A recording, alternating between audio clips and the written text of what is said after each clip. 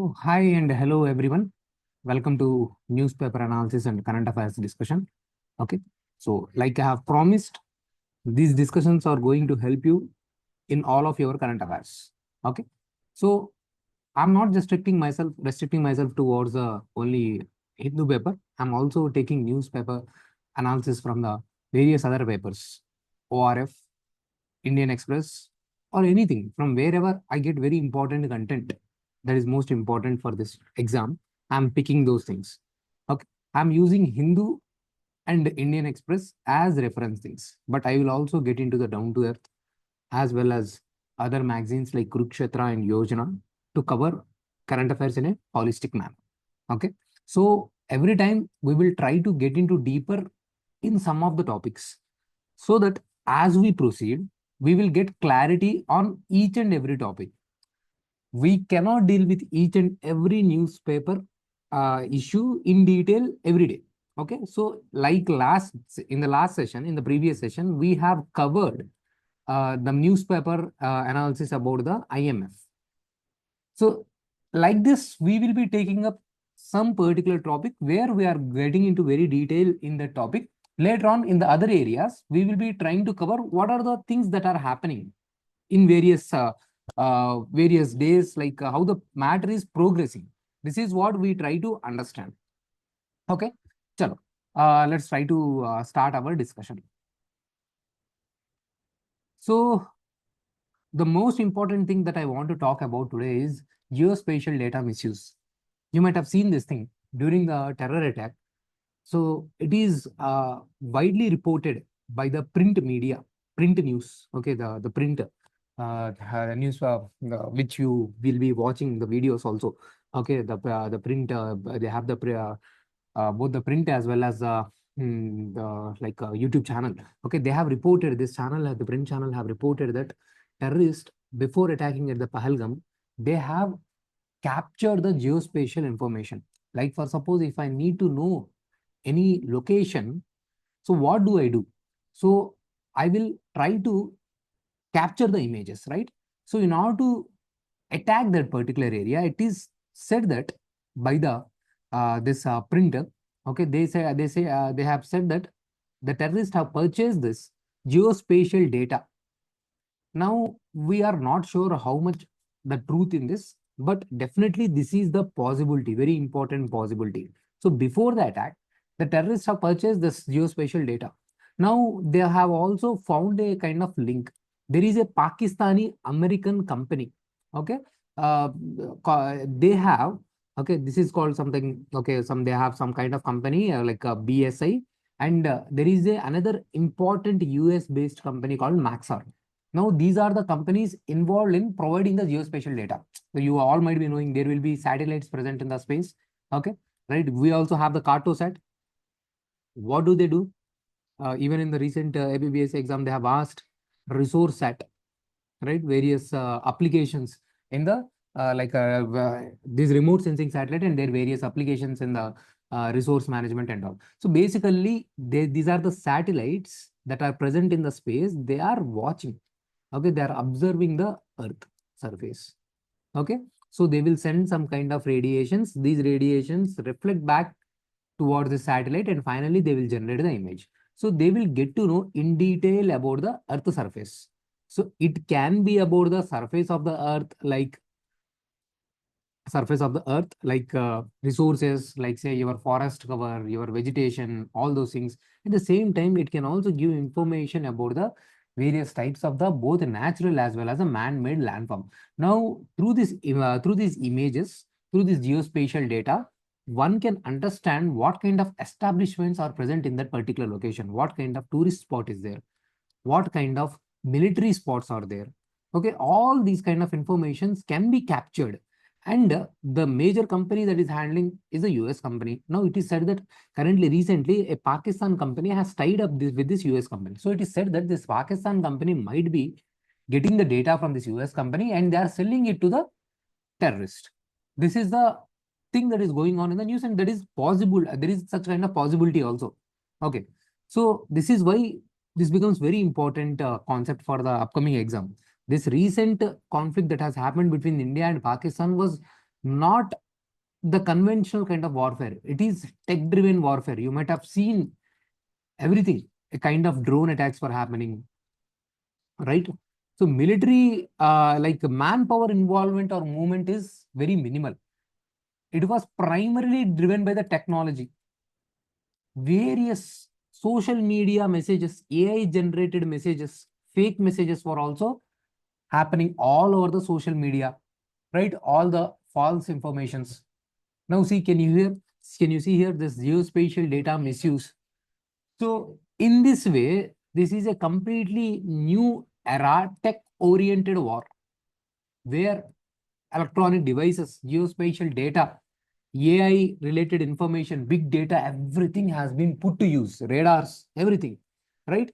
So as a whole, the topic UPSC can ask in the mains, or they can ask us basic understanding about particular specific topic. Now, this is the concept about the geospatial data. Okay, so you have got to know. Okay, this synthetic aperture radar. Okay, you can understand. Okay, this kind of synthetic aperture radar is also being used in one of the program like NISAR. It is a kind of understanding between the ISRO and the NASA for the Earth observation. Like it's a kind of Earth observation satellite where they are providing information regarding the changes that are happening in the vegetation or any soil cover, primarily because of the global warming and climate change. Okay, so there also they are using this technology. Basically, this technology is nothing but they are able to provide very precise information, very clear-cut information passing through the clouds, even in the darkness. So this synthetic aperture radar technology becomes very important here. Okay, so the same technology is also being used by the Maxar, and it is said that they are using this thing.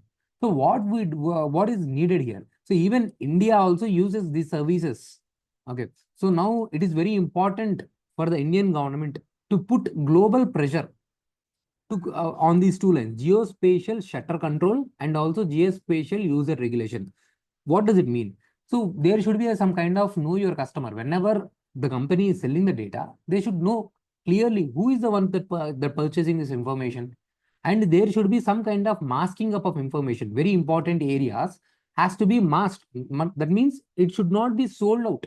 Like say, if I have some kind of nuclear plants, if India is having some kind of nuclear plant, defense establishment, those sensitive information should not be shared, right?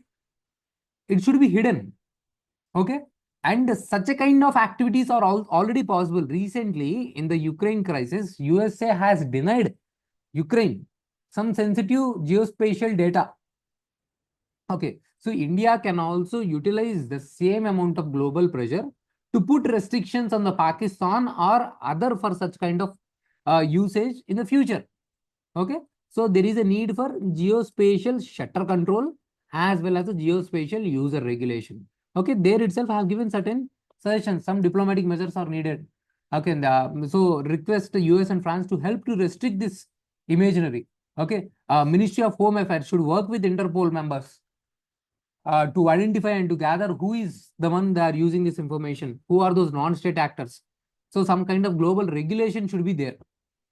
There should be also proper collaboration with Financial Action Task Force, whoever the organizations, they are not showing any kind of transparency in the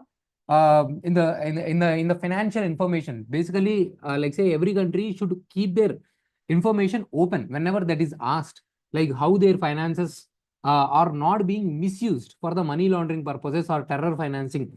Okay, how they are not utilizing their funds for the terrorism. Okay. So for these kind of transparency that is available, there should be some kind of transparency available. Such kind of availability should be there with every nation. If FATF asks, okay, Pakistan, look, Mr. Pakistan, I need this kind of information. So how have you used these finances? I need to know. Okay, so Pakistan should openly share the information. If they do not share the information, this Financial Action Task Force will keep that institution, keep that country in the blue list or gray list, blacklist or gray list, depending upon the lack of transparency. Okay, so such a kind of collaboration is required. Okay, so this is how we need to get the big picture, broader information. Now we do not know what kind of questions that can be asked, but if it is asked, we can use these things at a different levels. Even in the GS4 we can use, in the GS3 we can use. Okay, So at different places, like in the satellite technology, we can use, right? So this point that you have to keep in the mind. Okay, this is the conceptual clarity that is required. Okay. Next, another important thing that happens in the news is, okay, so there was a speech by our Prime Minister regarding the TB. Okay, for the TB elimination, government is talking about multi-sector participation. Okay, multi-stakeholder participation. Okay, so in order to eliminate the TB, there should be participation from the every section and every sector, because India is the country which has the largest burden of the TB. We try to eliminate TB in all its forms. Like government has given call for the TB Mukt Bharat by 2025. Somehow, but we could not achieve that thing. Still, the highest number of TB cases are predominant only in the India. Okay, though we have achieved some kind of progress, like say 18% reduction in TB incidence from the 2015, and the pace has been improved, but still so many TB cases global wide, okay, worldwide, they are being registered from the India. India accounts for 27% of the global TB cases. This is the most important concerning factor for us. 27% of the global TB cases. And this can be very important question for the UPSC exam as well as the state exams. Even in the ABPSC and DSPSC, they have mentioned about the disease section in the science and technology. Though it is not specifically mentioned in the UPSC disease part, but they can definitely ask, because this is in the news from very long time. And government is taking various measures for this thing. Before coming into these measures, so what is this TB? Okay, what is this TB? Basically, this TB is caused because of the bacteria. It is a bacterial disease. Okay, so for the bacterial disease, we use the antibiotics we use. But what happens is, whenever you use any kind of antibiotics, if the course is not completed, for suppose I have given 4-week course, but a person has used 3 weeks and felt that he is no more affected by the disease, he will stop using it. Whatever the leftover bacteria that is there, let's say 1% of the bacteria is not destroyed. Now this becomes much more stronger. It will stay in the body and it will become resistant to the antibiotic. So this becomes antibiotic resistant bacteria. Okay, that's how the India is facing the problem of the TB. In India, you might be knowing, and so many medicines you have to use for the, if you once you are infected by the TB. It is very difficult for any person to continue their course. Even it happens with our parents also. They don't follow the course. Now imagine if the person has to take 4 or 5 medicines every day, that too 6 months. It is going to be a very hectic task. And most of the times we visit the private doctor and there is no proper data regarding this. How many people have registered for the TB and how many medicines that we have been providing them for the TB prevention or curing. Okay, are they following the proper treatment for the complete course or not? This is very difficult. And this TB, once a person cough or sneezes, this bacteria will spread through air and it is very, very easily contaminated. Okay, so that's how, because India is a highly population dense area, and everywhere urban areas and everything, it is the density of the population is very high. Such question was asked even in the recent ABPSC main, where what are the problems to control the any kind of bacterial contamination in the highly urban populated areas. Discuss about it. Okay, something on those lines they have asked. Okay, so that's why the problem is becoming very severe because of these reasons. They are not completing the course, and as the course is not being completed, the bacteria is becoming resistant to the antibiotics. So you have no more your first line of drugs are working. So you need to introduce second line of drugs, antibiotics. Okay, so that's how TB becomes very severe and severe. So in this case, so government is taking various initiatives to handle this TB. So the major program that we have is the National Tuberculosis Elimination Program. This is a major program. Various other programs are part of this.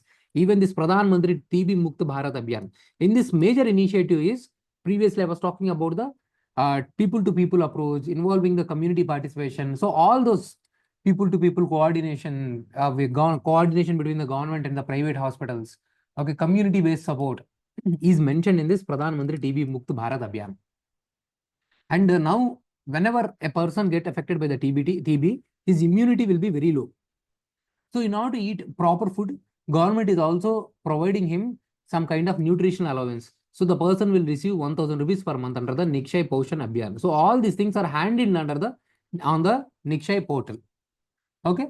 So we are also trying to get state-wise TB information. So all these efforts are being taken up. So whenever these things happen in the news, try to study this content properly. So when you are revising the current affairs for the of 1 year, next year, it should not become very difficult and hectic task for you. Like the same content is being repeated for the TV since 10 years.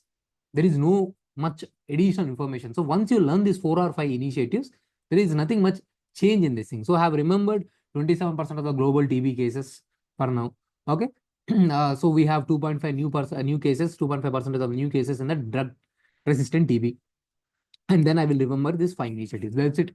TB is done. Previously, we have also done the Nipah virus, right, which is spreading in the Kerala. We have seen this thing, Nipah. There is no vaccine. There is no treatment also for this thing. Okay, we have seen these two things. So in this way, we have to target the content.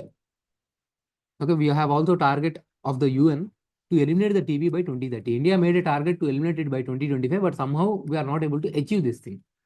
Okay, so for that we need better reporting, better diagnosis. Okay, that's all those things are required. So you might have seen this thing. So prevention is always better than the cure. So you need to link here. So if you have seen the healthcare sector properly, government is working a lot on the primary healthcare center. Our healthcare sector consists of 3 tiers: primary, secondary, and the tertiary. Government plan is to provide these two sectors in the model of the insurance model. Insurance means, so you will take up the health insurance. If you are, if you get any some kind of health concern, so you will get the treatment from the private player. But somehow since there is an insurance, so you will be able to get the money back from the government or from the area where you have got the insurance. So government intention is to provide the insurance for getting treatment and for the secondary and tertiary level kind of areas. Okay, so basically primary level healthcare is taking care of the small things like you got fever, cough, sneezes, and all. This is like basically it is for the prevention. Like you need some higher levels of the surgery, some kind of higher level of intervention like cancer treatment or some kind of any kind of cardiac arrest or some kind of anything. It's anything which need bigger medical intervention. Their government is trying with along with the PPP insurance model. So government through its coverage, it is trying to provide insurance to up to 50 lakh people with 5 lakh coverage. Okay, while the primary healthcare will be totally free. So this is what at this primary healthcare center, government is focusing on these areas like TB care and all. Okay, someday we will discuss about this healthcare and all. Okay, for now, I'm moving forward. I have given just the base. This is another topic that you need to understand that has come in the news. Now, another thing that is in the news is high-speed railway projects. You might have seen few years back, government has made a project with the commitment with the Japan to develop the high-speed railways. So it was basically Indian Railways. So they have established a corporation under the Indian Railways, that is National High Speed Rail Corporation. They have collaborated with the Japan International Cooperation Agency, where Japan will be providing 80% of the loan. Soft loan means interest rates will be lower, and rest of the 20% will be from the government funding. Basically, it was expected to finish the project by 2025, but somehow we have not been able to complete the project. We are trying to finish the project by 2030. The problem is we are trying to get those locomotives, those coaches from the Japan. But Japan is quoting very high prices to provide us all those technology and those coaches and all. So India thought that, why to pay so much of money for the private Japan? Why not develop Indian companies? Okay, so India is working on those lines. So somehow project got delayed because of the land acquisition and because of the high prices quoted by the Japan companies. Okay, so now India wants to build the Indian owned domestic manufacturing like under the Make in India. Okay, so the things are going on. Okay, so India is trying to develop its own trains through the BEML. So that is a domestic company they wanted to try to develop. Okay, so this thing you can go through. So now the project has been extended till 2030. You need to have an idea for the prelims point of view from where we are, from which country we are collaborating with for this high-speed railway product and where it has been developed. Okay, basically it is a Mumbai and Ahmedabad high-speed railway. So basically there is also suggestion that first initially go for the shorter lengths like Chennai and the Bangalore you can try, Delhi and Amritsar you can try before getting into the from the Mumbai to highway. So initially the project has envisaged somewhere to 320 to 330 kilometers per hour speed, but now we are toning it down to 250 or 220 kilometers per hour. Still, this is a very good achievement, right? Okay. So this is the another thing that is in the news, okay, for today. And then India and UK trade deal agreement that has happened. So it has happened for, see, over 15 rounds has taken place in the last 3 years. From the last 3 years, continuous discussions are happening. So for now, you need to understand what is this free trade agreement. Now, for suppose there is a India and UK, okay. So now we are exporting certain items from India towards the UK, and UK is importing certain items or exporting certain items to the India. We will be applying tariffs, right? Customs will be applied when we are importing any items from the UK.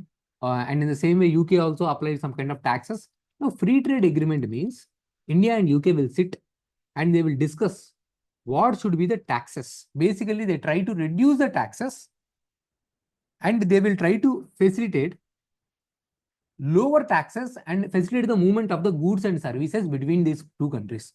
Along with this, they will also talk about the movement of the professionals. Okay, like you and me, if we want to work in the UK, so we will talk about free entry, like liberalization of the visa. All these discussions will happen.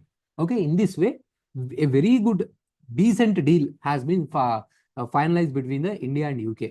So it's a kind of achievement because we are still negotiating a free trade agreement deal with the UK. Having such a deals will give us greater market access. Okay, currently we are the fourth largest economy, so it will give us a kind of space to become the third largest economy. We need a market to sell our products, right? So as per this deal, majority 95% of the Indian products will get duty-free access in the UK, especially the labor-intensive sector like leather industry, textile industry, our agriculture products. So this is a kind of very good achievement by the India. At the same time, some of the very costly items from the British, like Scotch whiskey, this is basically it is not going to affect middle class people, right? These are high pricey items. Okay, such items are going to be attracting less taxes. Okay, so we have decided to reduce the taxes. Another thing.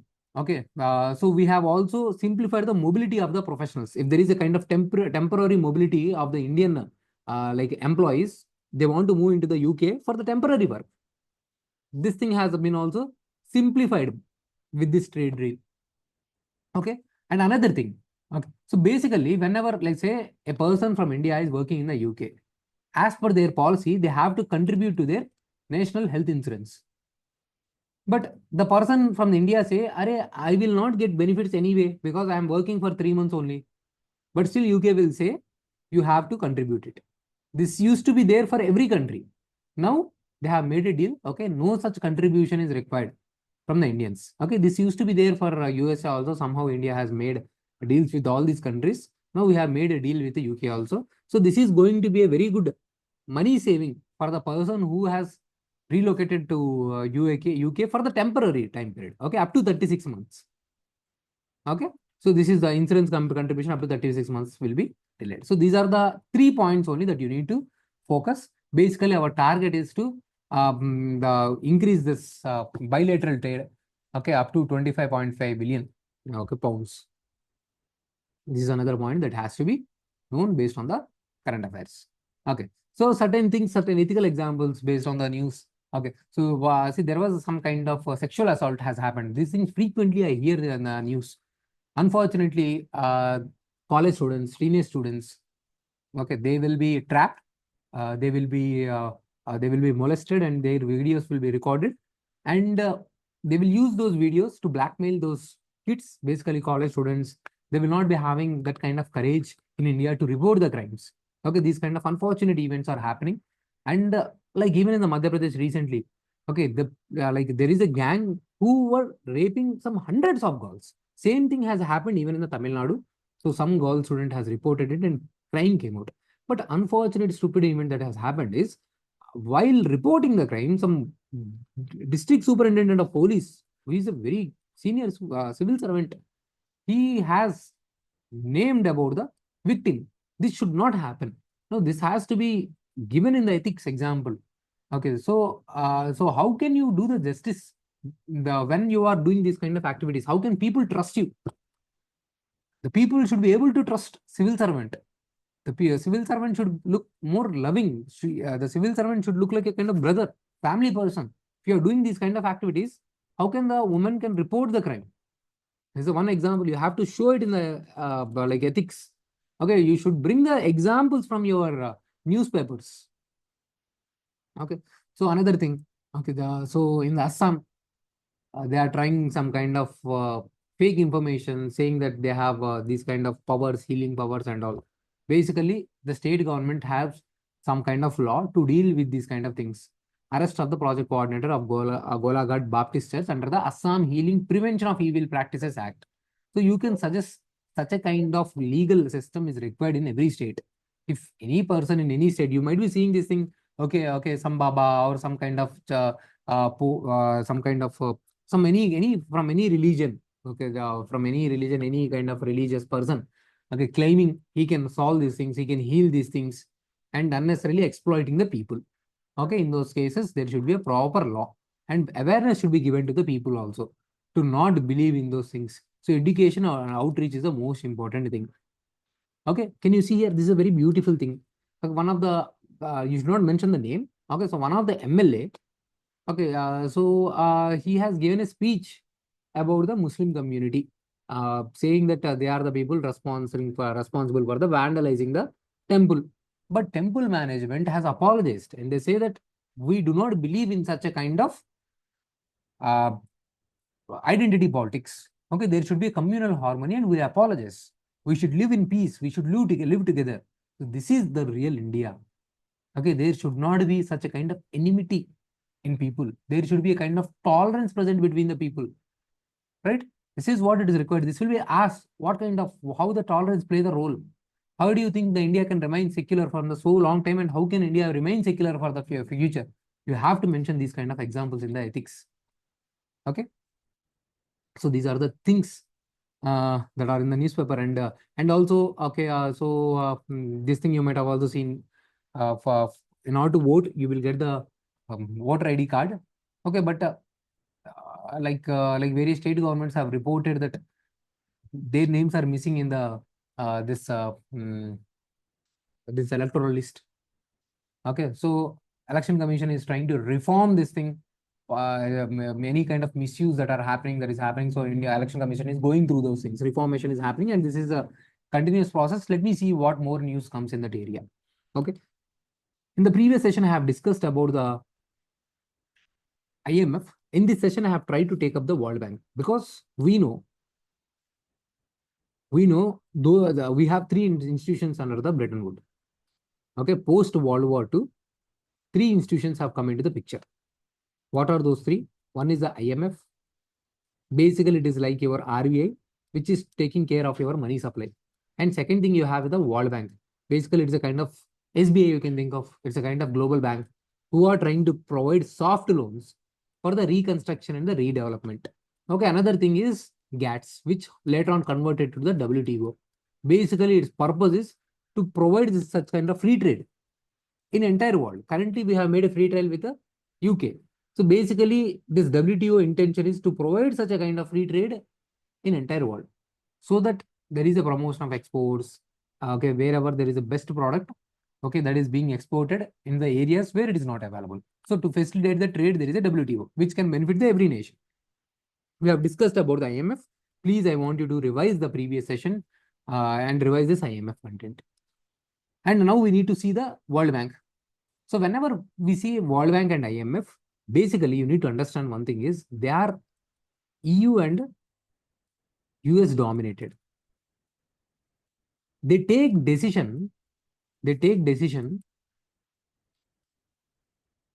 based on voting. Understand the concept carefully. They take decision based on the voting. Now, how the voting is decided? Voting is decided based on the quota. How much quota a particular country has. Now, this quota is dependent upon your economy, openness of your economy, trading, and certain other factors which I have already provided. And this is same for both World Bank and the IMF. Most of the times, its chairman will come from the either from the US or from the EU. Majority, 80% of the voting is like with the developed countries. So basically, the voting power of these Asian countries is very less. So most of the times, whatever the loans that flow from the World Bank comes with the restrictions and conditionalities and mostly go based on what EU and the USA decide. Because of this reason only, we have come up with the new kinds of systems like New Developmental Bank, Asian Infrastructure Investment Bank, right? Contingency Reserve Agreement under this. Okay, this. Okay, we also have the Asian Bank. So various banks that we have come up with. Okay, we'll get into those banks as we progress because news will keep coming up on those lines as well. So I have taken up this topic as well. So whenever I say World Bank means not a single bank. It is a group of institutions. Okay. So when I say World Bank, it means basically these are the two institutions. International Bank for the Reconstruction and Development. Another is International Developmental Assistance. When I say World Bank Group, then it includes International Finance Corporation. Okay, it also encourages the private sector investment. And then you have the Multilateral Investment Guarantee Agency. This is a kind of agency which provides insurance. Like say if any foreign direct investment happens in the developing country and if they get affected because of some kind of instability and all. So this is a company, it's like kind of providing some kind of risk insurance. Okay. And this is a body which is trying to provide a kind of dispute resolution. So when we say World Bank Group, it includes all these five institutions. And when I say World Bank, it includes all these two things. So basically they are providing the soft loans. Can you see here? Interest-free loans, duty-free loans. Okay. A majority, we are the largest loan taker from the World Bank. And we are also largest contributor to the World Bank. Okay.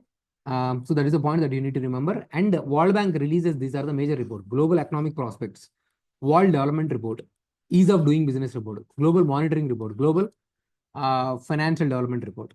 Okay. So this is a point that you need to remember here. Okay. So various ways the loans are being provided for the HIV, for the risk reduction and all those things, they are being done. Okay. So this is a point that you need to remember. And I have also given the difference between the IMF and the World Bank. Once you can go through this thing. Okay, so I have picked up the most important factors that are coming up from the news. So if you can stick to things that are being discussed in the class, that will be fine. Rest of the things, see, I don't find that, okay, these are the things that keep coming in the news and you don't have to follow them on daily basis and keep getting affected. So anything major things that are happening in the WTO and all, I will pick up those things in the subsequent lectures. Okay, so whenever I pick up, I'll try to combine all the events at one place and I will try to give you the right information. So this thing I have taken up for the ethics and all. So these things keep on happening. The spurious liquor case. Okay, every time this thing keeps on happening. So someday I will give little more information on these things also. And rest of the things. So this thing I have discussed magic healing and all. I have also gone through the editorials and all. So what are all those things important? I have taken up. See, I have taken the TV, and there is also thing on the newspaper that already we have seen the monsoon is being advanced into the Andaman. So it is being said maybe we can get early monsoons. Still, we do not know. So basically, IMD has predicted that we are going to get a very good monsoon this year. Let's see. Okay, generally what happens? This article says whenever we get the Indian monsoon, basically it gets split into the two branches: Arabian Sea branch and the Bay of Bengal branches. And when it hits India, this is called the onset of the monsoon. Whenever first time monsoon hits the India, this is called the onset of the monsoon. So I'm giving you assignment. See in the NCERT what is the onset of the monsoon and what is the break in the monsoon. Okay. Also see what is this Arabian Sea branch and Bay of Bengal branch. Basically, this Arabian Sea branch and Bay of Bengal branch enters India and they again merges. Okay, like this. the monsoon will split like this. Okay, one branch will go like this and another branch will go like this. Okay, then finally it will because of the Himalayas, it will take a turn like this. Now another branch, it will move like this. Okay, so basically in the almost in the central part of the India, they will both of the branches will try to merge. So if you can see here, that's why in the South India, the rainfall decreases from the west to east. In the North India, as this branch is moving this in this direction, so initially the high rainfalls are more in the east direction and then slowly it will reduce. The same winds are called as a Puravaya as they are coming from the east. On the same thing, UPSC has asked the questions in the mains, I think 2022 or 2023, discuss about this Puravaya winds. Puravaya is nothing but they are coming from the east winds. They are asking about the monsoon winds and the rainfall they bring. Okay, so anything? Okay, so let's see another thing. So these are the things we have discussed. So Modi is visiting various air bases. So basically, you might have seen. Okay, so various kinds of earthquakes are coming in the Pakistan. So people are saying that these earthquakes are because India has used this BrahMos missile to hit their defense establishments. Okay, so that's why they have got the earthquakes. And few sources are also saying the radiation leakages are happening from the Pakistan nuclear sites. So it says that basically we have hit the Pakistan very hard. Okay, probably Pakistan might not dare to attack India in the future. So we have given very strong information. So we have basically rewritten the South Asian power dynamics. Okay, we have shown what kind of power that India has currently. And the two, basically, we have developed our own indigenous technology. We are not totally dependent on the Israel and the Russia with the help of the DRDO and with the help of the IDEX. Okay, defense okay, research programs. Okay, so we are able to develop indigenous defense technologies. Okay, so that's what we have done. Okay, and another thing, one more article I have mentioned, I forgot mentioning. Okay, so there was an article on the irrigation. Okay, so this is also very important thing. Like recently, they have also asked in mm, in the APPSC essay. Okay, or they can ask even the UPSC. See, we are trying basically we have irrigation in only around 45 to 46% of the India. Same is scenario with the even in Andhra Pradesh and Telangana. Somewhere around the 40% of the area is irrigated. You can safely say that. Rest of the area is a rain-fed area. Okay, means they are dependent on the monsoons. Okay, so there is an unequal access in the available water. And whatever the available water is there, agriculture is using 80% of the water. Majority cases. And agriculture, they are getting the free power. Okay, so we basically primarily use well irrigation, right? Tube well irrigation, right? Tube well irrigation means not bore well, right? So you will have the motor and water will be taken from the underground towards the top surface. Okay, you will use simply you will switch on the motor and water will be pumped from the surface, from the bottom towards the surface. So because of these two factors, free electricity and if the farmer has owned the land and the water that is present beneath this land is also the farmer's one. Okay. So this is called the Land Easement Act. As per the Land Easement Act, if I purchase this land and whatever the groundwater present under this land is also mine. Now farmer has purchased land. So this groundwater belongs to him. Second thing, there are faulty policies, free power is available. So now the government, farmer using this free power is using lot of water. Now using this lot of water to do flood irrigation. Because of this flooding, farmer is basically flooding the fields. This can release greenhouse gases. Can you see here the amount of problems? And this can also lead to the salinization of the field. And majority of such water is available only to the big farmers. And underground water is also getting dry. So this was the question even in asked in the APPS. Most of the groundwater is becoming the aquifers are becoming empty. There are so many areas aquifers are there, like they are in the critical conditions. You can see 3.5, 3.9% of the groundwater areas are in the critical state. 17% are overexploited. Very serious situation. 8 to 11% of the total carbon emissions.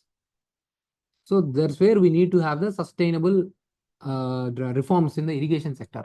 Okay, you can go through this thing that I have written. Okay, so I have picked up basically everything from the newspaper, today's newspapers, what all it is important and what all the things that are relevant. I have tried to take up those things. Okay, hope this thing is helping. Okay, please pass it on the information. So in the upcoming sessions, we'll take up more discussions. Okay, so that's all for today. Thank you guys. Take care. Bye bye.